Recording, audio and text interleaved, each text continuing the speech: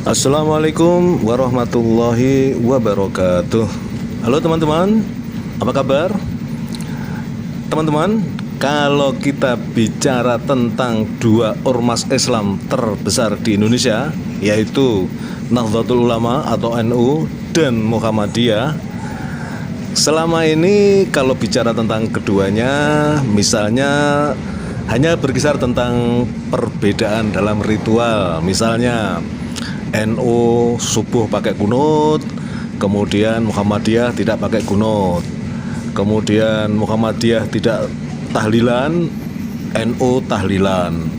Dan beberapa hal-hal yang bersifat khilafiyah atau furuk-furuk ya, cabang dalam persoalan agama, itu biasa.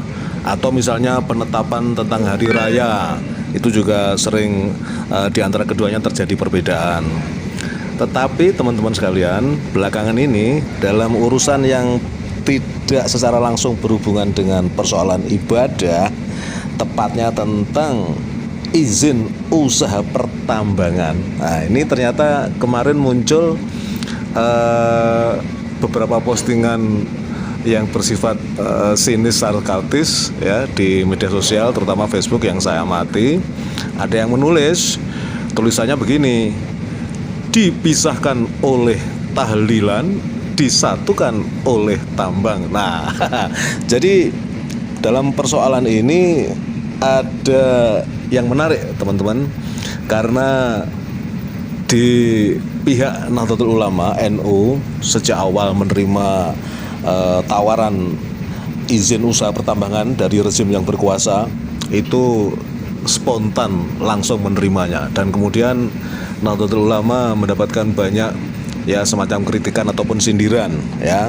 Tetapi memang untuk Nahdlatul Ulama ini di level organisasi ya, para pengurusnya itu ya terbiasalah seperti itu ya, mudah untuk menerima dalam tanda petik ini ya, semacam suap lah bahasa kasarnya ya, atau amplop begitu ya.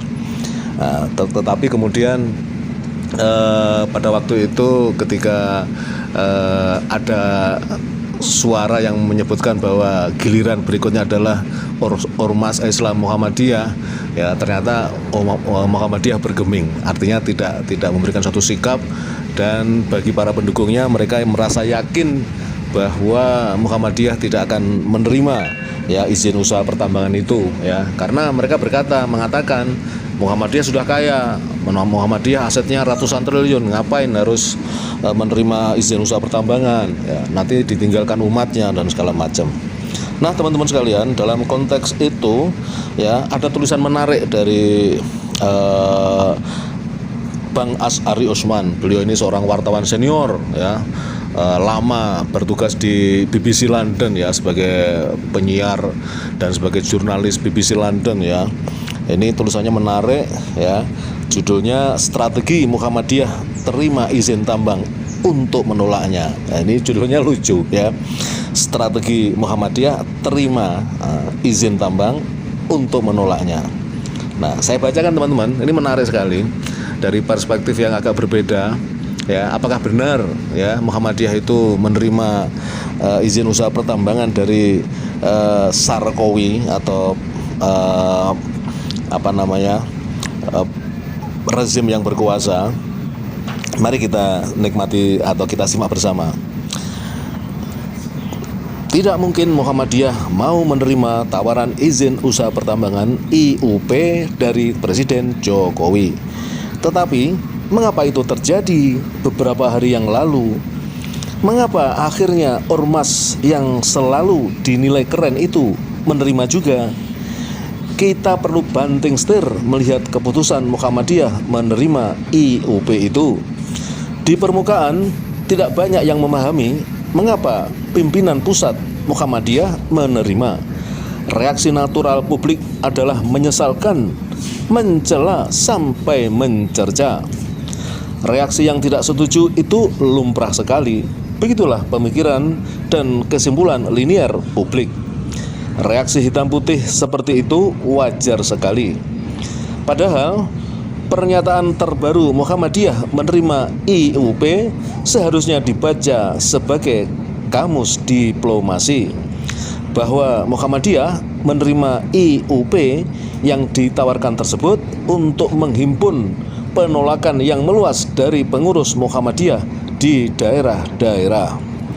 Penolakan yang masif inilah nanti yang dikedepankan oleh pimpinan pusat Muhammadiyah, sehingga para petinggi pusat bisa dengan mudah mengatakan bahwa warga Muhammadiyah tidak berkenan menerima IUP. Karena itu kami terpaksa menolak. Selama ini penolakan pertama dipandang oleh pemerintah sebagai sikap politik pimpinan Muhammadiyah saja.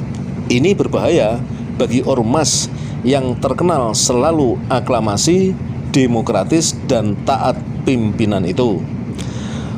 Dalam beberapa hari ini, pernyataan menerima IUP telah memancing reaksi negatif, dan di hari-hari ke depan nanti akan lebih keras lagi penolakan itu. Inilah yang sedang ditunggu pimpinan Muhammadiyah.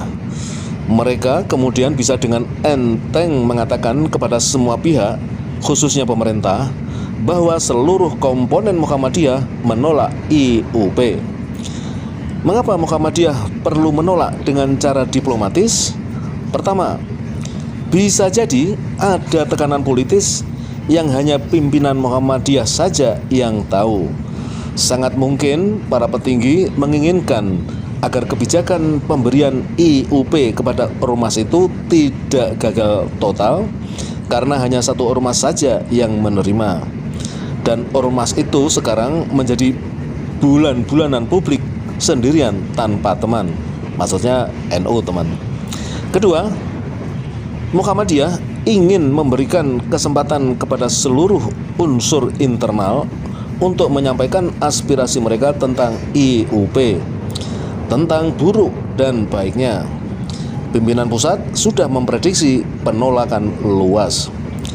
Kita berharap semoga uraian di atas di dalam tulisan ini menjadi kenyataan, sebab kalau Muhammadiyah benar-benar menerima IUP dan melaksanakannya, maka bersiap-siaplah warga Muhammadiyah untuk melihat fatalitas terburuk dalam sejarah kemaslahatan yang telah mereka bangun puluhan tahun. 28 Juli 2024. Penulis jurnalis senior Freedom News. Nah, itu teman-teman tulisan Bang Asyari Usman. Jadi ini masih merupakan prediksi ataupun analisis dari beliau. Dalam kenyataan kita masih menunggu. Yang jelas dari pimpinan pusat Muhammadiyah telah secara mengejutkan menerima IUP. Tetapi apakah dalam kenyataan nanti mereka tetap menerima? Kita lihat ke depannya ya. Yang jelas seandainya ternyata apa yang diharapkan oleh Bang Asyari Usman dari tulisannya tadi tidak terbukti, dalam arti pimpinan pusat Muhammadiyah tetap menerima itu, maka sindiran netizen dengan mengatakan bahwa dipisahkan oleh tahlilan, disatukan oleh tambang, itu akan menjadi kenyataan ya. Kita lihat aja teman-teman perkembangan ke depan ini. Demikian yang bisa saya sampaikan teman-teman, mudah-mudahan bermanfaat, memberikan suatu perspektif bagi kita di dalam melihat persoalan sosial ya di ujung pemerintahan rejim Sarkowi. Terima kasih. Assalamualaikum warahmatullahi wabarakatuh.